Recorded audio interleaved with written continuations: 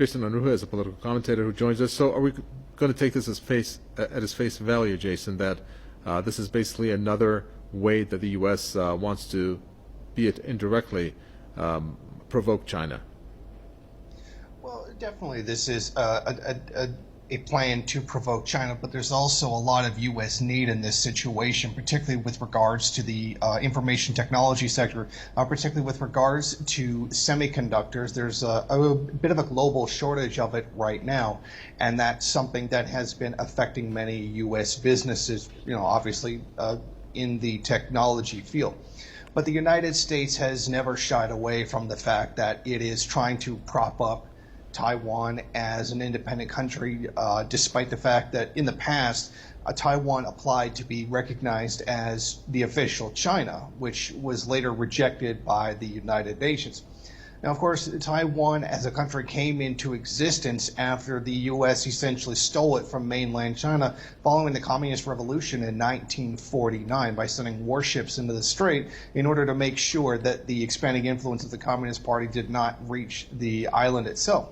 However, the U.S. has been on a policy of undermining China for some time now. This has been going on for about a decade, maybe even longer. There's been there were great accelerations under the former President Donald Trump, and this is just another manifestation of that. I mean, Taiwan is particularly important to the U.S. It's the 9th largest trading partner overall, 7th largest when it comes to agricultural exports, and they did about $90 billion in trade last year. So that is something significant that they would certainly want to hold on to while undermining China's desire for sovereignty over the island at the same time.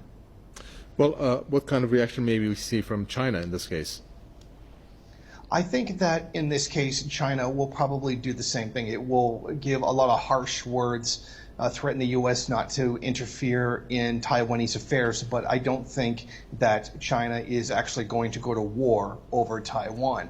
The possibilities of blowing up into something much, much larger, like all countries would have to do a cost-benefit analysis. Would a war with the United States, as immensely costly in both lives and money, would that actually be worth to get a hold of the island of Taiwan? And I don't think that that's something that they're willing to do at this time, and probably not for the foreseeable future. So I think there are probably going to be some political wranglings by Beijing against Washington and the United States in general, but I don't foresee anything particularly significant, and I don't see as them doing anything violent in this case. Okay, thank you very much for that, Jason Unruhe, political commentator.